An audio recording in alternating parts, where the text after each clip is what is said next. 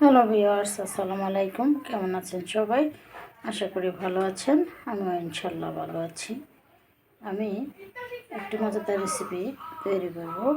ভাংনা মাছের তেল তেল বোনাও বলে, চচ্চড়িও বলে।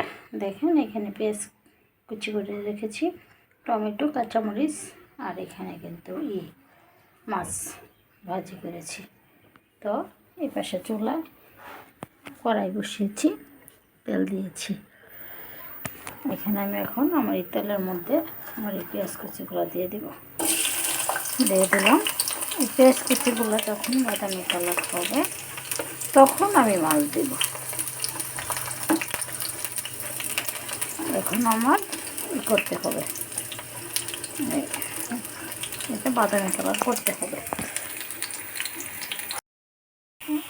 দেখুন বন্ধুগণ, আমি শুধু টমেটো দিয়ে এটা বোনা করবো, ডালতার বোনা। এই জন্য আমি টমেটোর পরে আমার উপকরণ দিয়েছি, মরিচের ফাঁকি, ধনিয়ার ফাঁকি, আর হলুদের ফাঁকি দিয়েছি।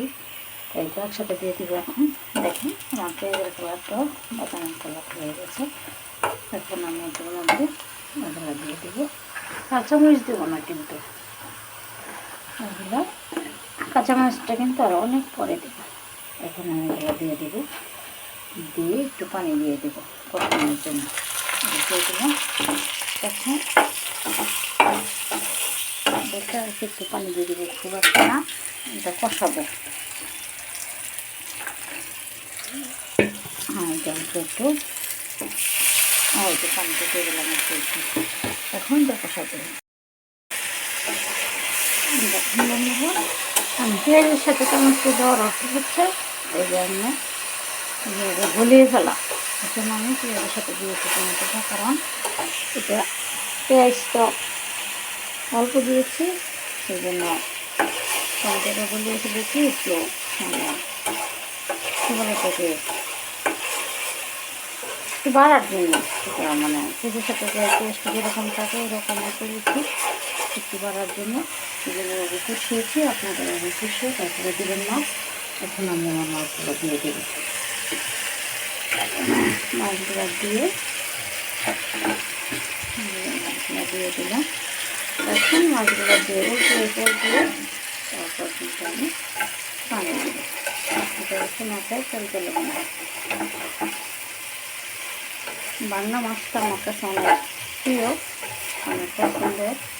দেশের মাছ আমি বাংলা মাছই খাই, এটাই আমার কাছে ভালো লাগে। আর ছোটো মাছই আমার কাছে ভালো লাগে। সবচেয়ে বড় কথা হচ্ছে ছোটো মাছই আমার কাছে ভালো লাগে। সবসময় আমি ছোটো মাছ খাইতে পারবো, বড় মাছ না হলেও কোনো সমস্যা নেই। ছোটো মাছ আমার পছন্দের খাবার। দেখুন, এখন আমি একটা তেল দিয়ে দিই। লঙ্কা তোলা দেখুন, দেখতে কি সুন্দর লাগছে, পেঁয়াজের মতোই হয়ে গেছে টমেটোটা।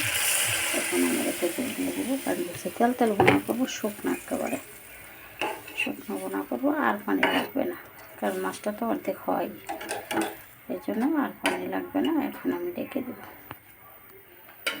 পরে আর উপকরণ আছে ওগুলো দিব।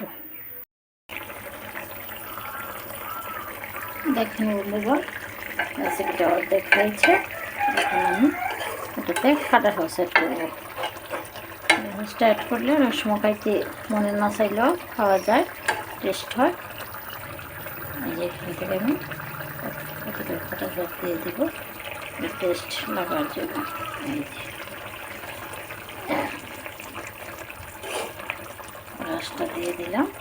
এখন আমি লবণটা দেখে তারপর আবার রেখে দিব। এটা শুকনো বোনা করবো, আর একটু শুকনো শুকনো করবো।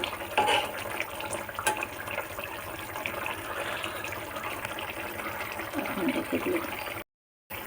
এখন বন্ধুগণ আমি কাঁচামরিচ দিয়ে দেবো শেষ অংশে, কারণ আমার কাঁচামরিচ দিই না কিন্তু আমি এখানে মরিচের ফাঁকি একেবারে কম দিয়েছিলাম। তার জন্য এখন আমার কাঁচামরিচটা দিয়ে দিলাম। এই কাঁচামরিচটা অ্যাড করে শেষ মুহূর্তে কাঁচামরিচটাও সবুজ থাকবো, আর রেসিপিটাও টেস্ট হবে। শুধু কাঁচামরিচের কাঁচা গ্রামটা থাকবে রেসিপির মধ্যে, দারুণ হবে।